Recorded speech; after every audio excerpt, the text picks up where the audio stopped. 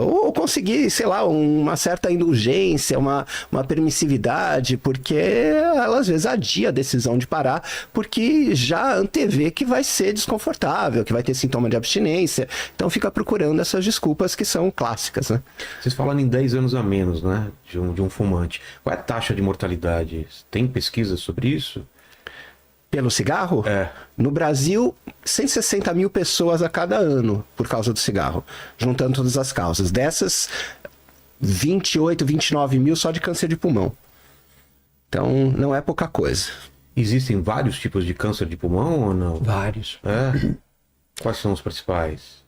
Câncer de pulmão tem nome e sobrenome, né? A gente separa... Tem uma imagem, Helene, de como que é o câncer de pulmão? Assim, um desenho, alguma coisa, para entender o que eles estão falando, para demonstrar para o pessoal?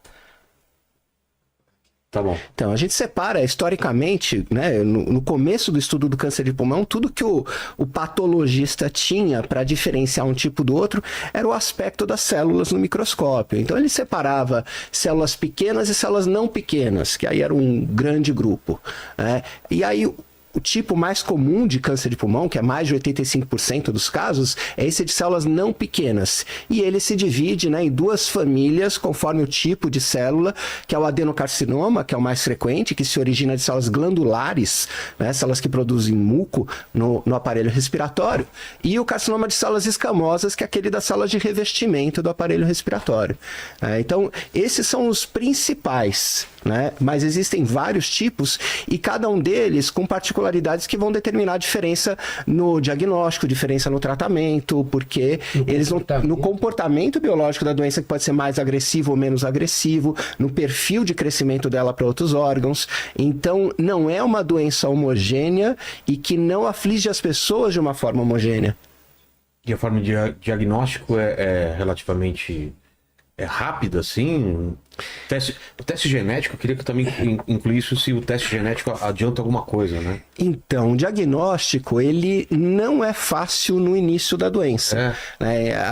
Isso no mundo todo e também no Brasil, no momento do diagnóstico, mais de 3/4 dos pacientes já têm uma doença ou localmente avançada, que já cresceu na região do tórax, ou uma doença avançada que já tem metástase. Isso, mais de 3/4 dos pacientes no momento do diagnóstico. Porque no comecinho da doença, quando era só um nódulozinho no pulmão, um carocinho no pulmão, ela não provoca dor, pode não provocar tosse, pode não provocar perda de peso. Então, a falta de sintoma no começo da doença faz com que muitas vezes a busca voluntária de um paciente que percebe alguma coisa diferente por um diagnóstico aconteça só no momento de uma doença avançada e que naturalmente vai implicar uma evolução pior, um tratamento mais duro, né? E todo o nosso esforço aí de tentar antecipar esse diagnóstico, por exemplo, com o rastreamento. Você define o que é uma população de alto risco, por exemplo, fumante acima de 50 anos. Sim. Então vamos chamar essa população de alto risco e fazer um exame para buscar pessoas sem sintoma que podem ter um câncer silencioso.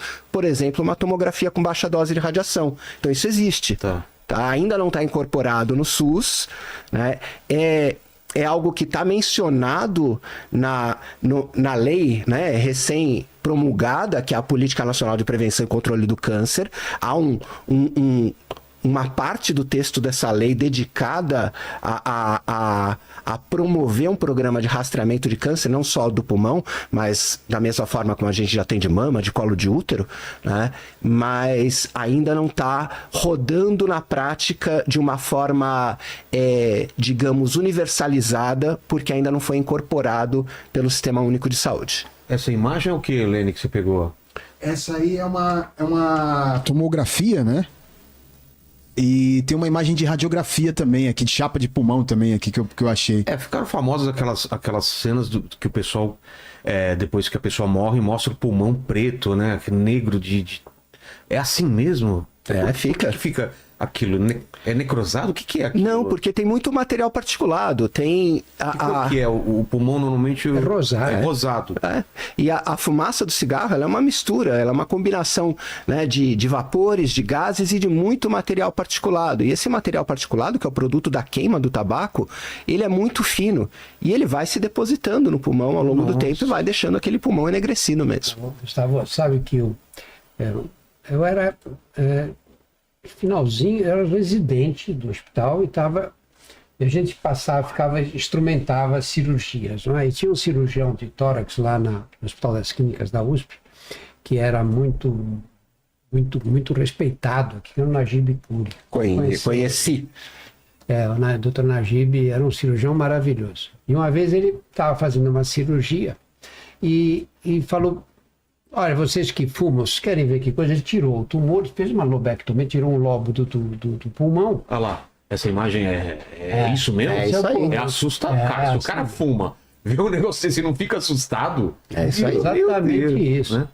Isso não é um caso, né? Todos são assim. Pega isso aí, 20 anos que o cara fuma, é isso aí. Provavelmente meu pulmão é mais parecido com esse preto aí. Mas ele pegou essa lesão e pegou um brônquio, um pequeno brônquio que estava ali no lobo. Falou: vocês querem ver uma coisa? O pulmão era desse tipo preto aí. Ele abriu com um bisturi o brônquio.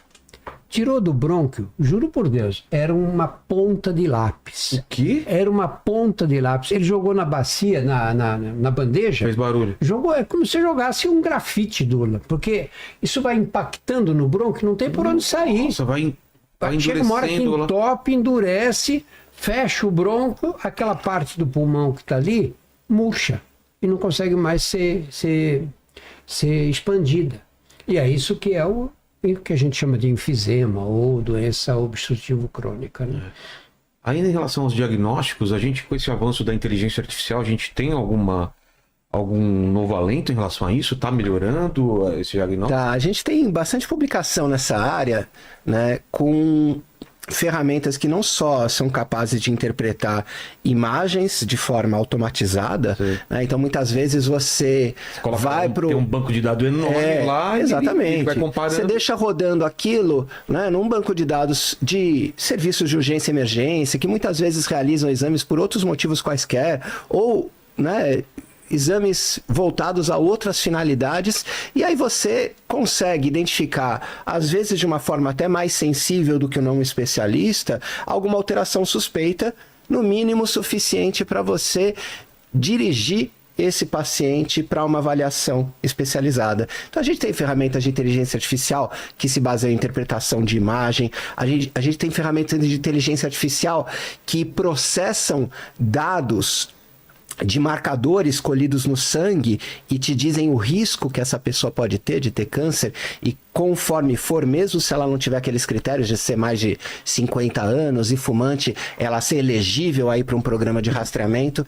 Então a gente está avançando bastante nisso, ainda não está uma incorporação em larga escala, mas a gente está formando evidência suficiente para, muito provavelmente, num horizonte próximo aí de uns 5, 10 anos, essas ferramentas estarem no nosso uso diário. O que mais que a gente tem, Drauzio, de avanços? Eu acho que tem um problema aí no câncer de pulmão, que é o seguinte: a pessoa muitas vezes pergunta: que sintomas? Fuma? Qual é o sintoma que eu devo me preocupar? O que deve acender uma luz vermelha? Esse sintoma pode ser qualquer coisa. Por quê? Porque um tumor como esse que a gente viu aí, provavelmente não provoca nenhum problema, porque ele é pequeno, ele comprime um pouco aqueles brônquios ali, mas isso não chega a ter nenhuma repercussão. Ele não é, o pulmão, o tecido pulmonar não é inervado, então ele não dói. Ele não dói. Vai doer quando? Quando ele encostar na pleura, que é a camada, é aquela membrana que envolve o pulmão. Essa sim, é muito inervada. Aí ele vai ter dor. Aí dor no peito, ele quando respira fundo dói, etc. Mas às vezes esse tumor tem 4, 5 centímetros e não encostou na pleura. Libera células que vão se alojar em outros órgãos. Aí você pega um doente que vai para o ortopedista porque ele está com uma dor na coluna. Dor na coluna todo mundo tem, ele fica lá, o ortopedista pede uma ressonância da coluna e pode fazer o diagnóstico de uma metástase óssea, mas pode não pedir a ressonância também. Aí você tem o outro que de repente cai na rua e tem uma convulsão.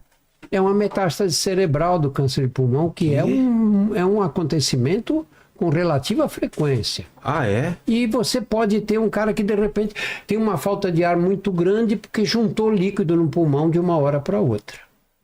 Sabe? Os sintomas são muito variados. O desafio qual é? É você fazer o diagnóstico ali. Por isso é que você pega o doente que teve uma gripe forte. foi para o pronto-socorro. E o médico disse, vamos fazer uma tomografia do tórax. Faz a tomografia e encontra um tumor desse. Isso é uma grande sorte. Uma grande sorte. O diagnóstico precoce do câncer de pulmão, diagnóstico clínico, não o radiológico. O radiológico faz, o tumor pode ter 1 centímetro que você surpreende na tomografia. Mas o diagnóstico clínico é obra do acaso. É mesmo. Obra do acaso. Aí você vai diagnosticar uma doença já avançada. Aí você vai tratar como essa doença que já se espalhou. Não adianta você operar o pulmão, na maioria das vezes. Não adianta operar, porque a doença já está nos ossos ou já está no fígado, por exemplo. Em que momento dá ou pra no operar? Cérebro. Você opera quando a lesão está ali quieta. Tá. E aí você opera, não tem doença à distância e você vai curar esse doente, ou pelo menos tem uma chance boa de curar. Muito bem. Quando você pega uma doença que já se espalhou, quais são as alternativas que você tem? As alternativas em oncologia quais são? Cirurgia, nesse caso não se faz mais.